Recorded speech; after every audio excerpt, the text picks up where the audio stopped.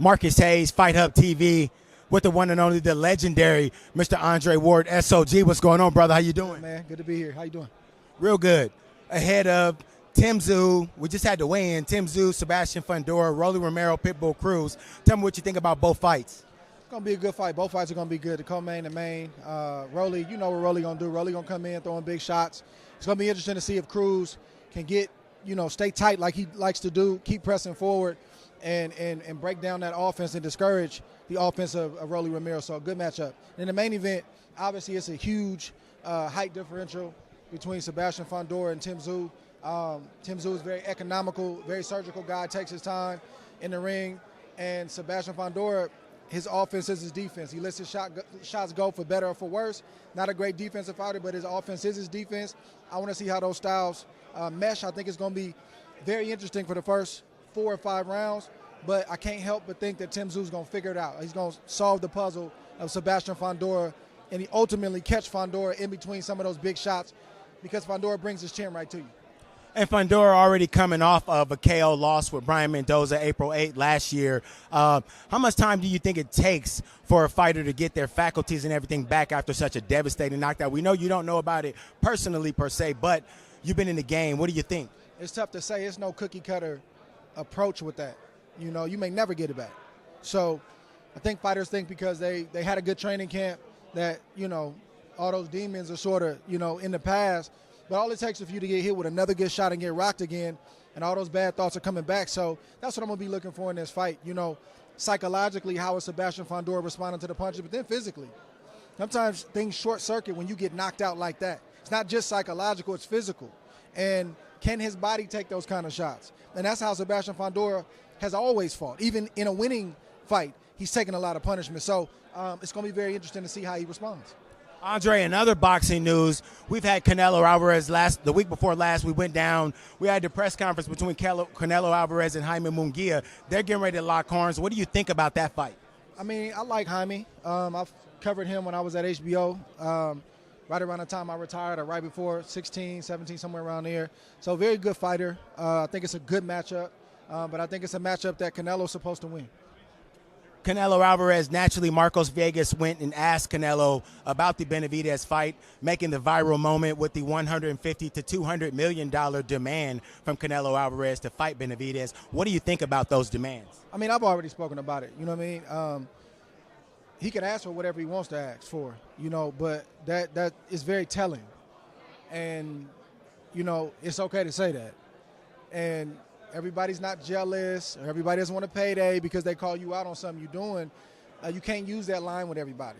At some point, you got to switch it up and just face the facts and say, man, this is why I did that. Everybody has to deal with that scrutiny.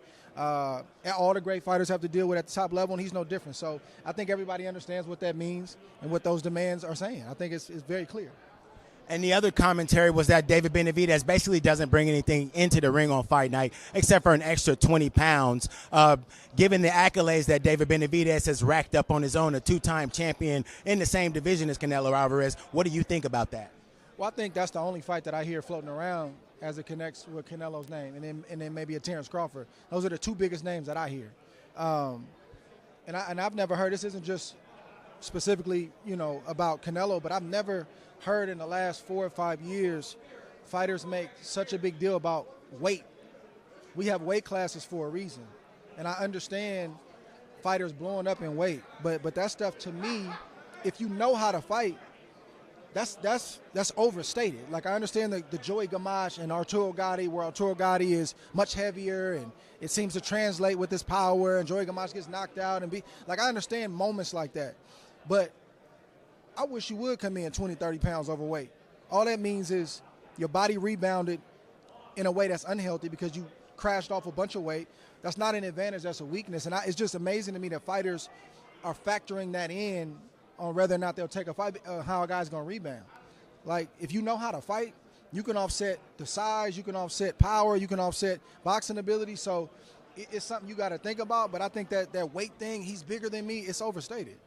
Champ, Juan Manuel Marquez was quoted as saying that Canelo Alvarez is kind of using the oldest tactic that there is to get out of a fight. It's just basically pricing yourself out, and he downright called it cowardly. What do you think about that, Juan Manuel Marquez? Oh, so it's not just not just you. Okay, I'll just check. I'll just check. And in other boxing news, later down in the summer, kind of a fight that popped up out of nowhere. Mike Tyson, Jake Paul, they were linked together before. Now it looks like they're going to do it in Arlington, Texas. What do you think about 58-year-old Mike Tyson's chances to best 27-year-old Jake Paul? I don't know, man. It's a spectacle. I'm going to watch it. I don't know. I see people on both sides. Man, Mike shouldn't be in there, and it's like, maybe not. But if it's a 56, 58-year-old that I'm not too concerned about, it's probably Mike Tyson. You know, but it is risky. I had a writer text me the other day saying how risky it was, and I'm like, well, Mike's life is risky. He's been risky since he's been a kid until now. Like boxing is risky. Like, how are you going to tell a man who's hardwired the way that he's Mike Tyson? How you going to tell him that he shouldn't get a fight like that costs that, you know, that's going to produce tens of millions of dollars at the stroke of a pen for an exhibition? And I know they're trying to make it an official fight, but you can't tell him he ain't got a shot in that fight.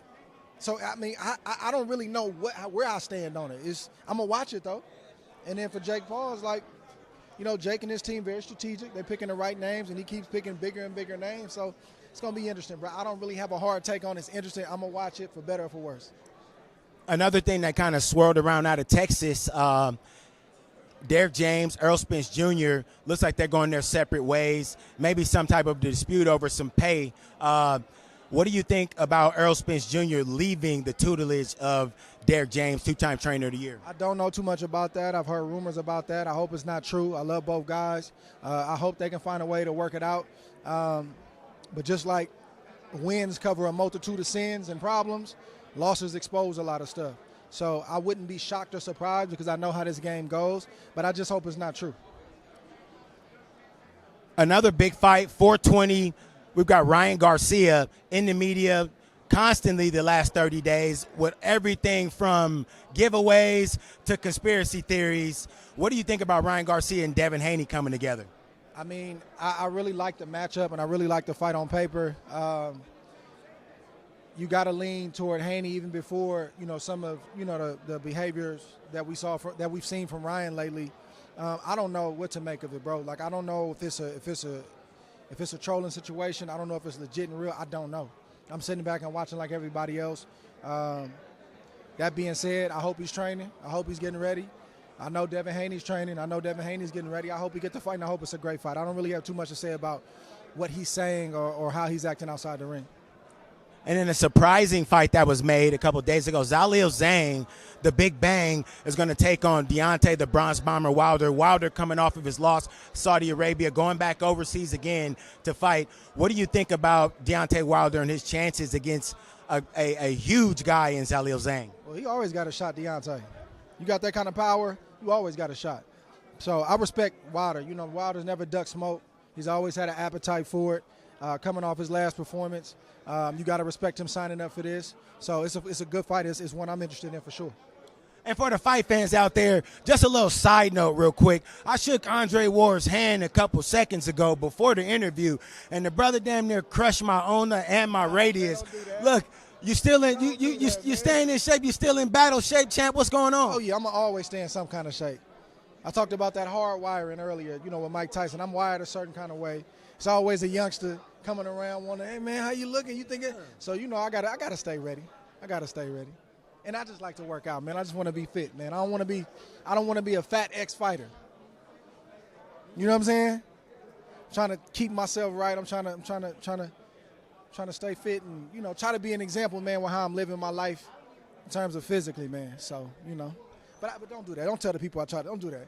Hey, he didn't try to break it on purpose, but it was accidental. I shook Adrian Peterson's hand, and I heard AP was dangerous, but I'm gonna throw Andre Ward in there too. Hey man, it's good to talk to you, brother. This is Marcus Hayes with Fight Hub TV with my guy SOG Ward, the legend. Appreciate you. Thank you so much for watching this video, and make sure to subscribe for more videos of your favorite fighters over here on Fight Hub TV, and give us a follow online as well at Fight Hub TV on Twitter and on Instagram. We appreciate it, guys.